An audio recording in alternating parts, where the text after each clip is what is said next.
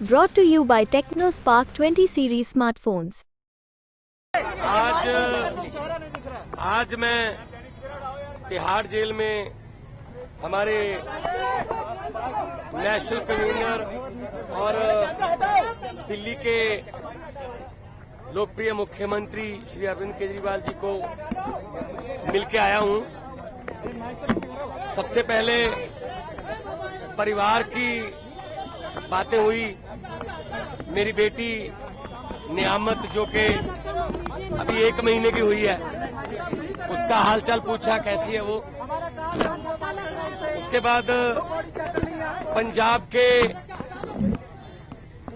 लोगों की, किसानों की फसल क्योंकि इस बार मंडियों में अब आ रही है, तो उन्होंने पूछा कि पैदावार कैसी है इस बार, और जो किसानों का जो डायरेक्ट जो ट्रांसफर है पैसे की, जो सीसीएल की फसल का पैसा, उसमें कोई बाधा तो नहीं आ रही, या कोई चुनाव आचार संहिता की वजह से पंजाब में कोई ऐसी सहूलत जो रोक ली हो। मैंने कहा जी बिल्कुल नहीं है, निरंतर सुविधाएं चल रही हैं, बिजली भी फ्री चल रही है, मंडियों में एक एक दाना जो गेहूं का आएगा वो हम रिकॉर्ड पैदावार करके 130 लाख मीट्रिक टन देश के सेंट्रल पूल में दे रहे हैं, और पैसे भी उसी दिन ट्रांसफर हो रहे हैं।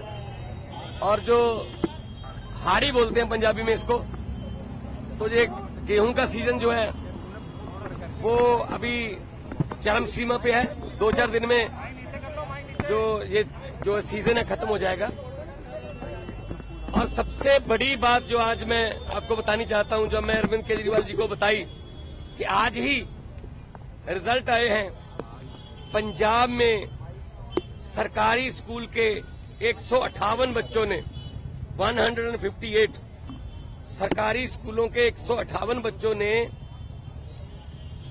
जेईई का परिणाम जो मेन होता है वो पास कर लिया। ये पहली बार हुआ है। इस पर अरविंद केजरीवाल जी बहुत खुश हुए और उन्होंने कहा यही शिक्षा क्रांति हमारे सपनों में थी। उन्होंने कहा कि मेरी तरफ से सभी सरकारी अध्यापकों को और जो 158 बच्चे जिन्होंने जेईई क्लियर किया, उनके माता पिता को, उनके पेरेंट्स को मेरी तरफ से बधाई देना। तो ये पहली बार हुआ है कि सरकारी स्कूलों के बच्चों ने जेईई का परिणाम क्लियर किया, और ये हमारा सपना सच होने वाली बात है। और उन्होंने दिल्ली के बारे में और देश के बारे में पूछा।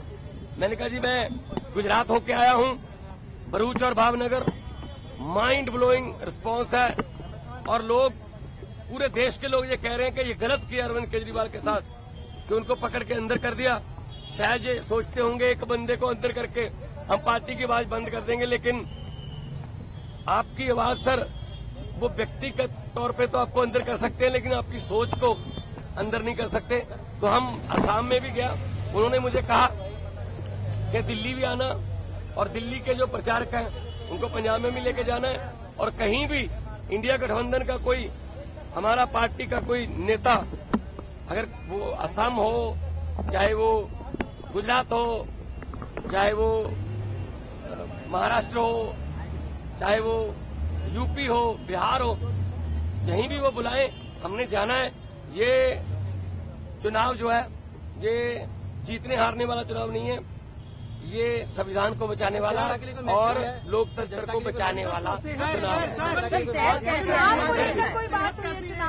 सेहत उनकी ठीक है, वो कह रहे हैं कि मुझे इंसुलिन मिल रही है, और अब मेरा रूटीन में चेकअप भी हो रहा है, तो सेहत उनकी बिल्कुल ठीक है। एक इम्पोर्टेंट सवाल अमित शाह ने ये कहा है कि अगर उनकी जान को खतरा है, जेल तो आप ही के अधीन आती है, लेकिन फिर भी अगर मुझ पर शिकायत आएगी तो हम देखेंगे, क्योंकि पिछली बार आपने कहा था कि आतंकवादियों से भी बुरा सलूक अरविंद केजरीवाल के साथ किया जा रहा है। नहीं, मीटिंग तो आज भी मेरी उसी तरीके से हुई है। शीशा, दोनों तरफ जालियां और इंटरकॉम फोन, मीटिंग तो उसी तरीके से हुई है। ये इन्होंने शायद ये मन में धार रखा है कि हम सीधा नहीं मिलने देंगे। ये इनकी मर्जी हो सकती है, या इनकी नफरत की इंतहा हो सकती है, लेकिन इतना मैं बताना चाहता हूं कि अरविंद केजरीवाल जी की जो सोच है, अरविंद केजरीवाल जी ने जो अंदर से मुझे संदेश दिया वो यही दिया कि लोगों को ये बता देना मेरी फिक्र मत करना, लेकिन वोट जरूर डालना और लोकतंत्र और संविधान को बचाने के लिए वोट डालना। तानाशाही जो आ चुकी है देश में, उसको खत्म करने के लिए वोट डालना। सर जल्दी राघव चड्ढा भी कैंपेन करते नजर आएंगे? बिल्कुल आएंगे। हमारे सारे नेता जो है वो हमारे सभी नेता अपनी अपनी जिम्मेदारी लगे हुए हैं। 11 खेलते हैं, बाकी कोचिंग स्टाफ में होते हैं, कुछ नेट में बॉलिंग करते हैं, कुछ नेट में बैटिंग करते हैं, 4 एक्स्ट्रा प्लेयर होते हैं। तो हमारा एक संगठन है, तो जिसकी ड्यूटी जहां भी लगेगी हम वहां जाएंगे। और 4 जून को आम आदमी पार्टी भारत की एक बहुत बड़ी शक्तिशाली राजनीतिक शक्ति बन के उभरेगी।